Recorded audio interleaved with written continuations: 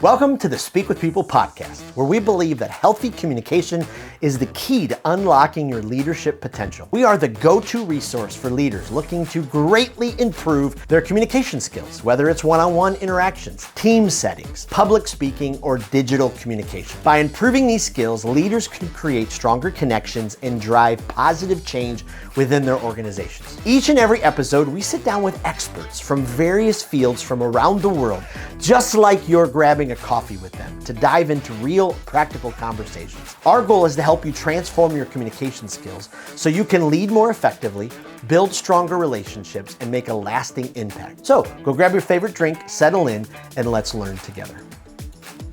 Well, how do you communicate your value when the traditional paths no longer work?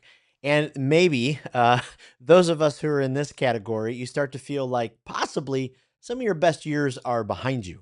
Well, if you're in your 40s, 50s, or beyond, wondering maybe what's your next move, your next career move, this episode's for you. Those of you in younger generations, it's going to come quicker than you could possibly imagine.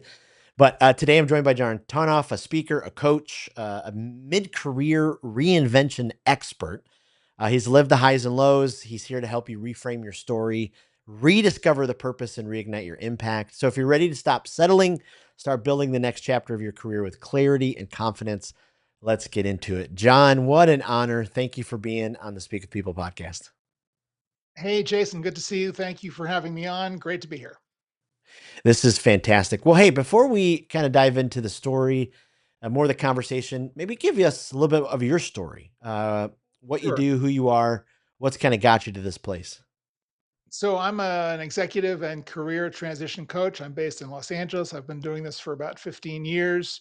On the heels of a long and checkered career as a business executive in entertainment, working for film studios, mostly during that period, but also took a kind of a sabbatical out in the 90s to get into the tech world. And I put a startup together with a partner. We raised the money and rode it up through the bubble. And then in 2001, when everything crashed, we crashed along with it. And it Ooh, was a great series of life lessons. It was, you know, uh, hard times, but taught me a lot and really kind of set me up for the kind of mid career pivot, which I learned how to do as a result of that engagement, and have taken through to my business experience since, and then into this coaching practice.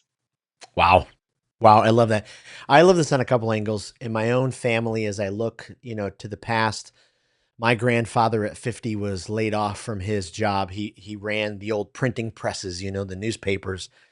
And my dad will tell me stories just about how his dad was never the same. His dad thought my life is over. How am Mm-hmm. I ever going to do, anything? And now I'm almost 50. Uh, Almost 3 years ago, I started our business, and we're still like at that place where we're like, okay, the edge is right there. Will the Right. edge? Yes. So I love this. I know many of our listeners are in this category. Let's just jump in. You've if I done my research correctly in your your TEDx talk, you kind of talk about how, the stat that you were kind of fired 39% of the time. Right. Walk us Right. into that, because I love that. It just drew Right. me in.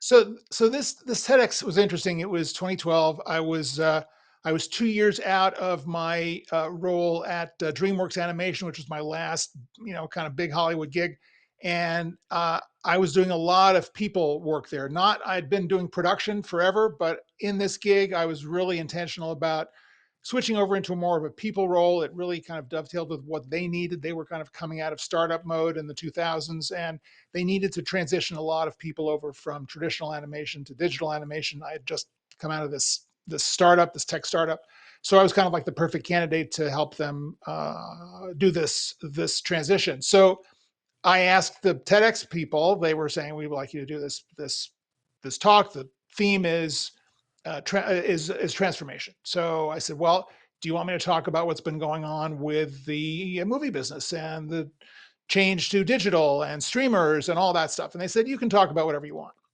So this was 2012. This was coming out of the recession, the 2008, 2009 recession. And I was noticing that a lot of people around my age were having a hard time dealing with this. They had lost the value of their homes, they had lost the value of their 401ks or IRAs, and they were trying to figure out, well, what are we going to do? How are we going to pick ourselves up? And people were having a tough time, and this was starting to show up in the press. So I thought, well, let me talk about transformation from the point of view of having been in a volatile business, learned a thing or two about that. And then along the way, when I was in the middle of that transition, I decided to go back to school and earn a psychology degree. Not because I decided to become a psychologist all of a sudden, but I thought, well, this is going to teach me more about people. It's going to teach me more about myself. Wow. And it's what led to that job at DreamWorks and then into the coaching practice. So I put together a formula around this, and I thought, well, before I kind of preach my formula, I better do some cred check here and say, why is it that I'm up here doing this and what entitles me to talk about career reinvention? And well, it's because I've had to do it so much of the damn time in my own career. And I did the math, and 18 jobs over 35 years. It's a lot of transitioning around. Sometimes it's because I left to something better. Sometimes it was a contract, a film that was being produced. It was over, no harm, no foul. But 7 out of those 18 jobs, I was fired, sometimes not so pleasantly. Mm, So that's where I got the 39%.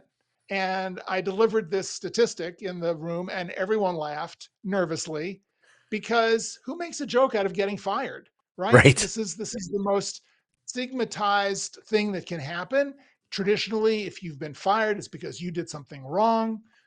Even if you are part of a reduction in force, as they call it, mass layoff, you still feel like it is personal.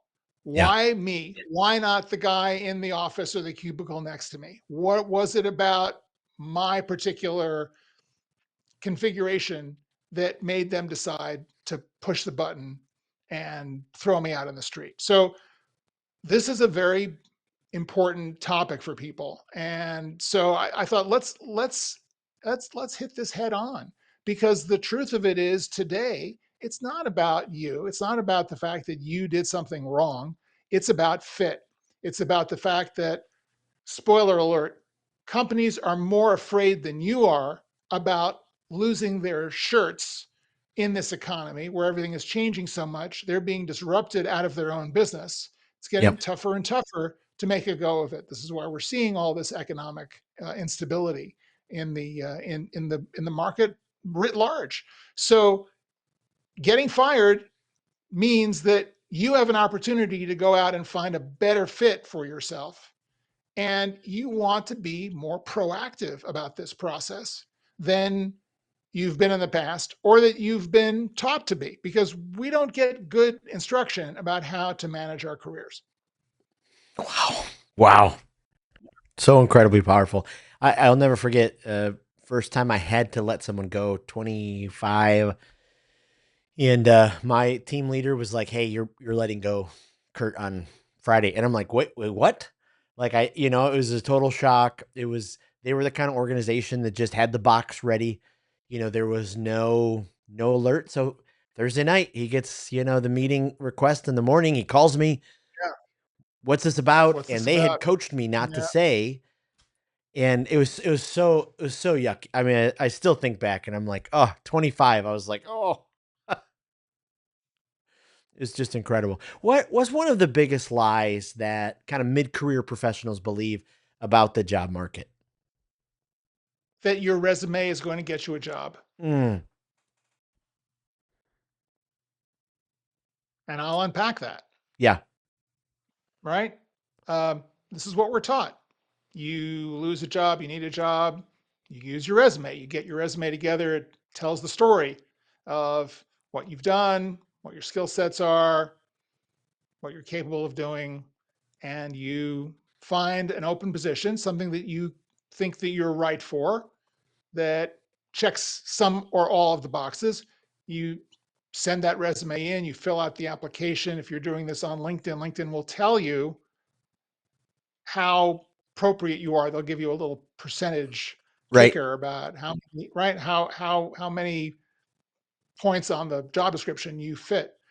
Um, this is a fool's errand, as those of you watching, listening to this know, you're going to submit dozens of job applications and not hear back.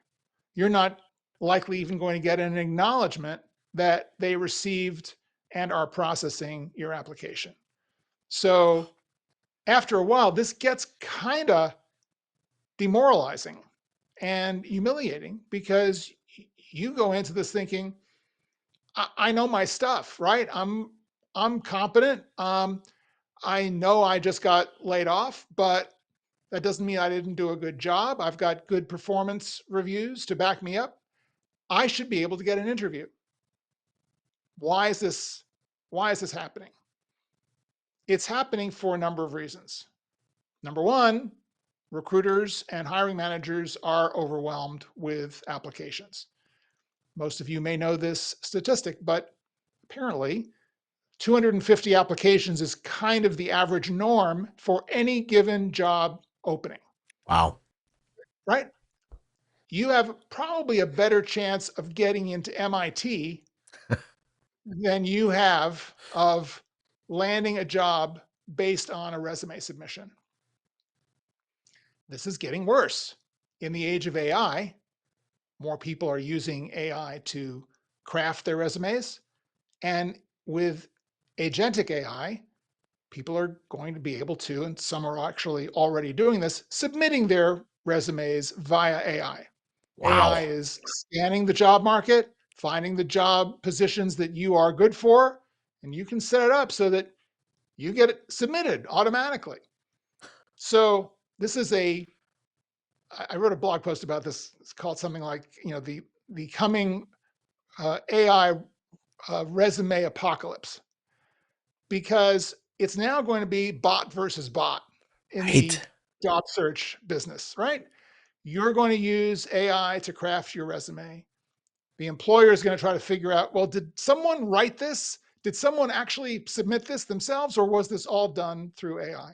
And the bots are just going to be fighting back and forth to try to figure out whether they should take you to the next step. This is on top of applicant tracking systems that are already scanning your resume for keywords.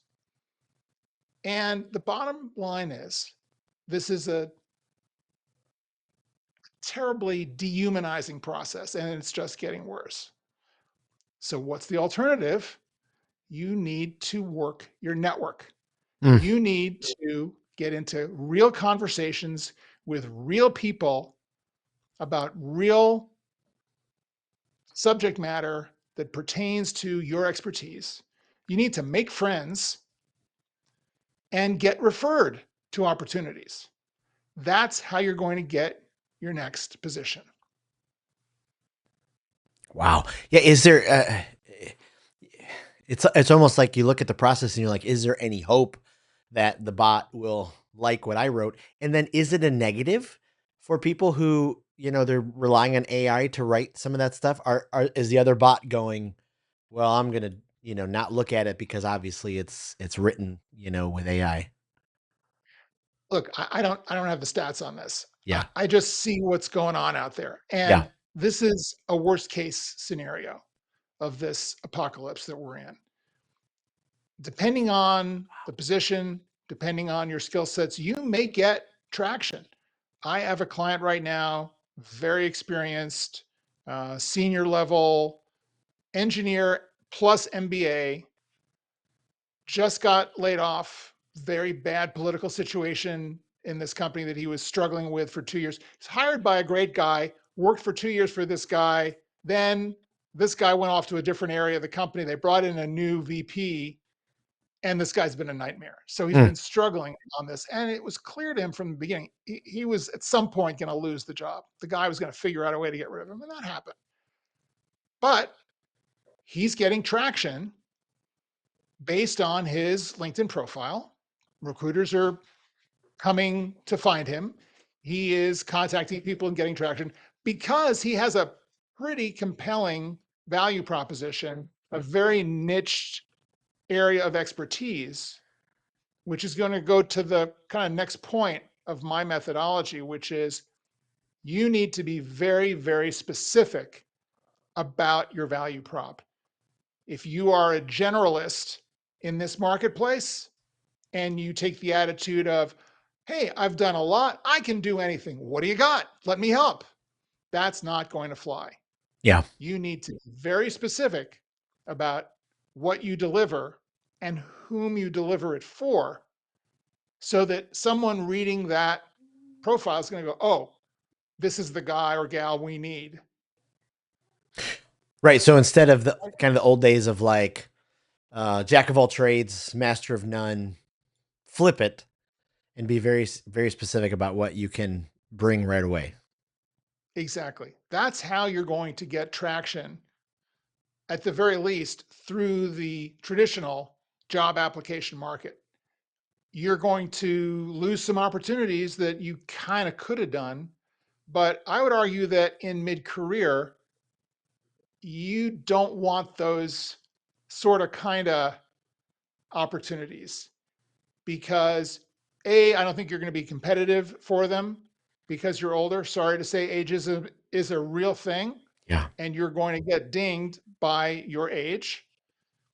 So no amount of fudging is going to be able to counter that.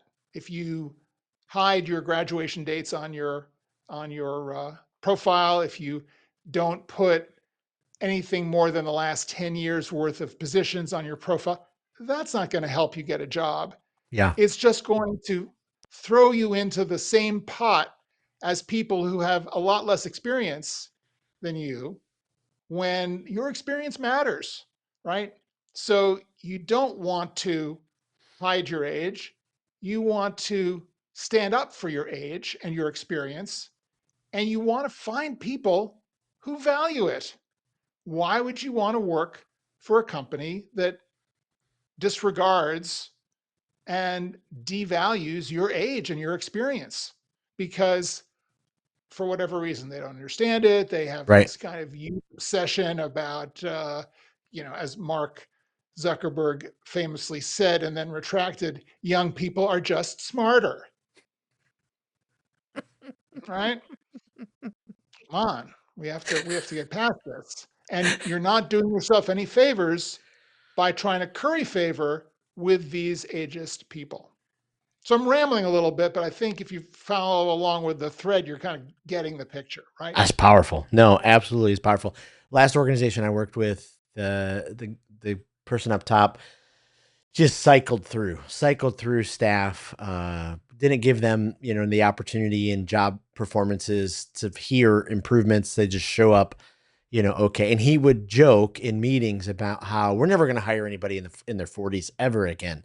And us on the leadership team, we were all in our late 40s. And I'm like, what are you talking about? Like, doesn't a good company work when there's all different ages to have the wisdom and the energy to help mold it? It's just unreal. It's just Yeah. unreal. Yeah, it was a situation. I think of the TV show that came out. I don't remember when it was called Younger, but it was of a woman who was, Oh, probably in her yes. early 40s, but she pretended to be younger to Yes, I find that remember that show. opportunity. Absolutely, yeah. Hmm. Yeah, just opportunity. So, especially you as you coach people, how important is it? Because I run into leaders some days who don't have any type of LinkedIn presence, and I'm like, oh, like it's just I'm like kind of taken aback. How important it is to have a LinkedIn presence and to be, leaning into that.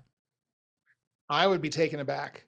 LinkedIn is more than the new resume. It is the central hub where recruiters and hiring managers find you, deal with you, evaluate you. Your resume today, in my view, is a placeholder. Mm. It is a necessary document that you need to have to get into the system, to be filed away for reference. And when they are organizing their interviews, you have the resume that's there. They send it out to the interview team. They can look at your resume. When they're on the call with you, they have the resume in front of them as a reference point. But really, you talk to any recruiter today and they will get the submission, they go right to your LinkedIn. Wow. So you want that LinkedIn to be fully tricked out. You want a clear, smiling, well lit, doesn't have to be professional photo, but it needs to be a good current photo, not you holding your kid at a baseball game in a kind of a blurry background. Um, this is professional work here, right? You Yep. want a banner, you want a banner photo that is somehow thematic, whether it is um, kind of related to your field, whether it is something, maybe it could be as simple as the town that you live in. You want to have a headline that is not your job title. Hmm. Your headline should be the 3, 4, 5 roles that you play, the deliverables that you can stand for. It's kind of a summary of your position in your career, and then your about section, I think, is really, really crucial to helping you stand out from the crowd. Most people use the about section, if they use it at all, as a kind of a bio, uh, full of you know, corporate doublespeak in the third person. Seasoned senior executive with broad experience across team building, revenue generation, and whatever. Hmm. Puts people to sleep. Yeah. It sounds the same as every other person. It's kind of a extension of what you would put at the top of your paper or PDF resume. For me, the about section is this golden opportunity to start a conversation with your intended target. It is a mission statement. It is an example, an expression of who you are, of what you deliver, of why you do what you do, and where you're going to take it. Oh, wow. So immediately in those 2,600 characters, you have this opportunity of establishing your why. You may be familiar with Simon Sinek, the speaker, who has a whole book on understanding your why, being able to express why you do what you do. What are the values that underpin the work that you do? How did you come around to that? What's your origin story? What was the light bulb moment where you decided, this is what I want to do. Here's what I want to serve with the work that I do. Whatever it is, I love numbers. I love this aspect of it, and that's what I do in my career. Here are a couple of examples of that. And then here's where I want to take it. Next up, I want to take everything that I've learned and apply it to this big existential problem that's going on in our industry right now. That's going to get people to stop scrolling, pay attention, and get to know you a little bit. Wow. Based on that, they're going to look at your experience section, which is your resume, and it should be your master resume. It should be the complete resume. Everything that you've done should be on your LinkedIn experience section because it's unlimited space, right? You can talk about everything. Your paper resume will be a subset, a reduced version of that LinkedIn experience section. And you want everything that is on your paper resume to be on your LinkedIn profile. You don't want these two documents to be dissimilar because it's going to confuse people. If there's something that's on your resume, it's not on your LinkedIn, or on your LinkedIn, not, I mean, people are going to, wait a minute. Did you read the resume? Yeah. Well, it's different from what's on the experience section. Well, let's see that. I mean, you're wasting people's time, Yeah. right? And they don't want to have their time wasted. They're just going to go, oh, this guy didn't think this out. No critical thinking. He doesn't understand our point of view. Let's go on to the next person. Wow. Wow. Well, I my brain sometimes thinks in TV shows. So when you were talking about the photo, Yeah. I was going way back to Entourage when Johnny Drama needed a new, headshot New headshot. because his headshot was 20 years old. And I think about that Right. sometimes on LinkedIn because I'm like, okay, that's probably your favorite picture of you, but it's, 10 years ago. Right. Right. Right. It Yeah. kind of I creates that. mean, you know, the other analogy is dating, right? Is a dating site, right? You want to, this is a dating profile, right? You want to kind of put your best professional foot forward, and you want to market yourself. That's what the LinkedIn profile is there Right. for. It's a Right. way of getting noticed and distinguishing yourself from the other people who have similar backgrounds, do similar things to what you do.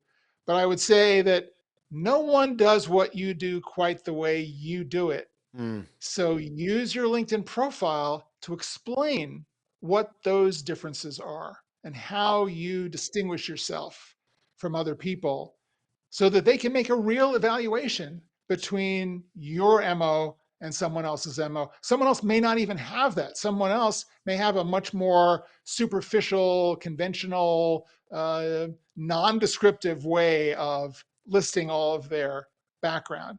Yep. Whereas if you come up with some interesting things that are maybe intriguing to that hiring manager or recruiter, and they're going to say, well, this is interesting. I mean, they have a martial arts background as well as sales. I wonder and they talk about how what they've learned in martial arts informs the way that they sell and the back and forth with, I want to learn more about that.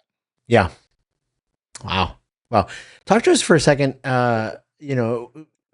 Such an interesting time that we get to kind of say anything that we want to say on our social media, whether it's LinkedIn or Facebook or and so as we're looking and as recruiters are looking, as jobs are looking, what do you advise, as Right, we're communicating on our social media, right. across that, specifically with, okay, you know, people are looking at this and jobs could be in the mix and all that. You're setting me up perfectly for what I think of as the third element in this three element process. The first element is define that superpower, define Yep. that profile. What is that value proposition? The second element is use that profile to connect to people, have those conversations, expand your network, get into informational interviews where you're learning more, be an investigative reporter around the work that you want to do. And this gets into the third aspect, which is how do you establish your expertise, right? Mm. How do you build trust with people so that they have a sense that you deliver on what you say you're going to deliver? This takes time. So if you're currently working, take advantage of this time that you're working to get on LinkedIn, set up your profile, use it to start meeting new people, but also to a certain extent on LinkedIn, although LinkedIn has gotten a little bit dicey about posting and the feed and all that stuff. But I really encourage people to think of themselves as thought leaders.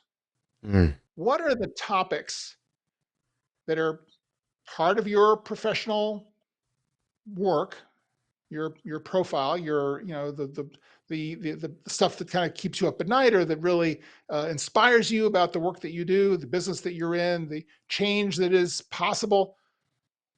What are those topics, right? What are the 2, 3, maybe 4 important issues that are facing the world, the business, the future? Talk about those. Mm. Become an expert in some of these areas that relate to your roles, your experience. Um, Carve out a niche as an expert. And when you are posting on LinkedIn or whatever platform works for your business, maybe if you're customer consumer facing, maybe you're going to have an Instagram account, uh, but offline as well. Whether it's working with professional organizations, conferences, meetings, lunch and learns, mentoring, adjunct teaching, have a clear direction Mm. for what you teach, what you talk about, the change that you're trying to implement.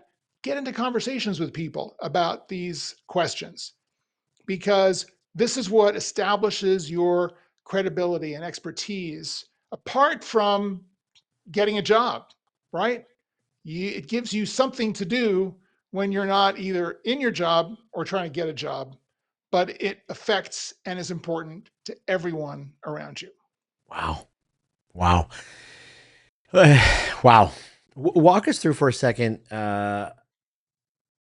Okay, you're interviewing, and you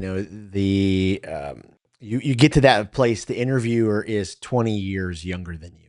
Or you possibly get it. Offered the position, and then you'll be reporting to somebody who could be your kid. Like, what level of humility is important to remember in this process? Because I know it's, at some Right. point people would be like, there's no way. But, you know, thinking of the long term, how do you walk people through that kind of humility process? Yeah. So there's a difference between humility and humiliation, Oof. right?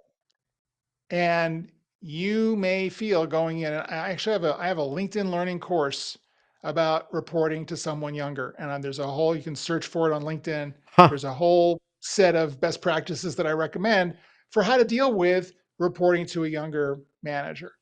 And I think that the most important thing that we can do, whether report, doesn't matter how old the person is that we're reporting to, you want to bring a growth mindset and a beginner's mindset to every day in your job, the work you have currently. Never rest on your laurels. Never feel like you are above anything. You may not be the best person to do X, Y, or Z. And there's certain things which, I don't know, just riffing on this, you may be too old to do, or you may not be as cognizant of what's going on in a particular market or a particular segment. But you have certain wisdom, you have certain insight, you have certain experience, and your task is to offer that as a giving gesture. So the idea is not to intimidate your younger manager. The idea is to support and reassure your younger manager that you're there for them. You're there to make them look good, right? Wow. And and make them successful. And anything that you can do to support that is great. And the reason why you're so giving and so generous is because you've been there and done that, and you empathize with the pressure they're under, the goals they're trying to meet, and maybe you've been there, done that. So you've been through that gauntlet that they're going through at age 30, 35, 40, whatever it is, right? You understand. You don't want to kind of lather it on too thick, but quietly you want to let them know that you're there to help. Wow. And I would say that's the big headline about reporting to someone younger. Bring a service mindset. Mm. That's the great gift of experience and age, is that you can pay it forward. So start doing that. Wow. Wow. Okay. Whew, wow. Such great wisdom. As we kind of round the corner, finish the conversation, maybe speak to the leader who just says, yeah, this is all great. I've tried. I'm too old. I can't keep up. My superpower's dim. What would you say to them to kind of help, shake them into, back into, okay, let's get rid Yeah, of that mindset and let's, kind right. of move forward. I would say you're you're focusing too much on the past. Oh, You are probably evaluating your present in terms of the past. And one of the most important aspects of moving forward at this stage in life is baggage. We all build up a certain amount of baggage at this point. We have made our own mistakes. We've had people do terrible things to us. We've run into obstacles, uh, burned some bridges. So at some point, that is just kind of accompanying us into every single meeting, and that the weight of that really uh, is so toxic.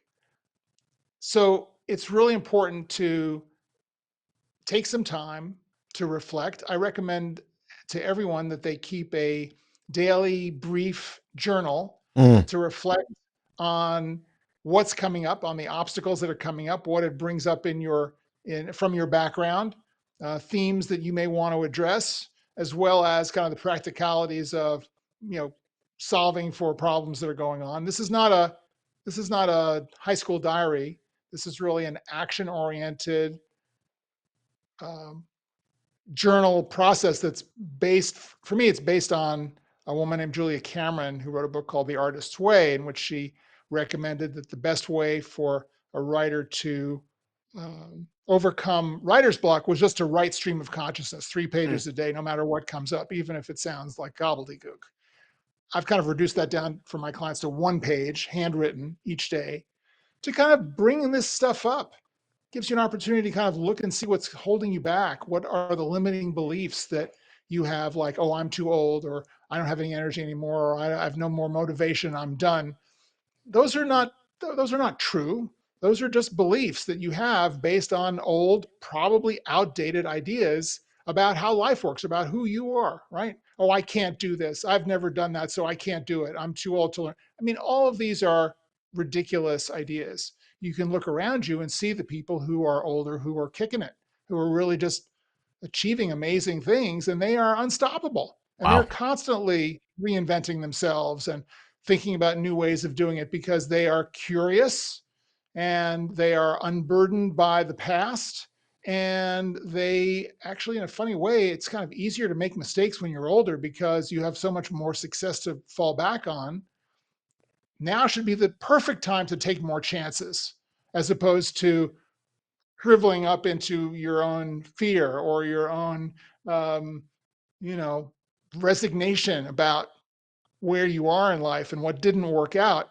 Okay, you and everybody else, right? What are you going to do about it? Are you going to Wow. wallow in that? Or are you going to wake up tomorrow and go, I'm going to do something different. I'm going to brush my teeth with my other hand and see what happens, right? I'm going to just change it up.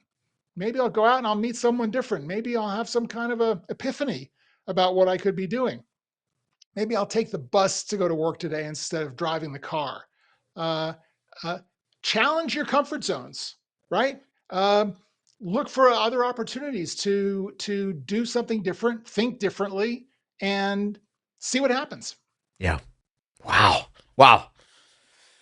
So completely powerful. I know this will help so many of our listeners. I can't appreciate this enough. Before we fully end the episode, I wondered if I could ask you a couple of rapid fire questions. We're building this online uh, database, lots of ideas, kind of spur our listeners. Is there a speaker that you hear regularly that, they just check all the boxes and you Yeah. just highly recommend them? He doesn't speak regularly, but he is someone who is searchable, and I think his methodology has been really uh, very important to the way I look at work and the way I organize my work. It's a guy named David Allen, Mm. Allen. He wrote the book Getting Things Done, and his approach to life and work is all about seeking balance. He comes from a martial arts background, so he has this idea of your mind is like water, right? You want to be able to be effortlessly productive, and his whole methodology is about getting all of your ideas out of your head into a trusted system so that you are free to have ideas, right? The idea is Wow. your mind is for having ideas, not for holding them, right? So anyway, check him out. He's a really inspiring speaker and leader I and love that. author. If you're a podcast listener, not everybody is, but is there a guilty pleasure or a development podcast that you just keep going back to? So my current podcast fave is a guy named Peter Attia, who's a doctor who has a podcast called The Drive. I think one of the things we don't talk about enough in mid and late career is our physical fitness as well as our professional fitness. So if we are talking in this podcast about ways to become professionally fit, I think we have to also marry that to our attention to the physical. And as we Yep. get older, things change. I don't have to tell any of you guys that things are shifting around in our bodies as we get older. That doesn't mean we have to succumb to those signals. And I find that ATIA has a lot of great prescriptions that are all science-based about dealing with various physical challenges that we have as we get older, and even for younger people as well. So Peter I Attia, love that. ATTIA, and it's called The Drive. I love that. And then lastly, is there a book that you just, boy, leaders, you have to read this book? Yeah, I mean, if for anyone who has not read The 7 Habits of Highly Effective People by Stephen Covey, I mean, come on, that is like I Yep. read this book every year. It is just a never-ending source of focus, inspiration, kind of, oh yeah, right, I gotta get back to this. It really is a values-driven, very, very important book for all of us in business. I love that. This was absolutely incredible. I cannot wait to air this for our listeners. Where's the best place they can find out more about you, connect with you online?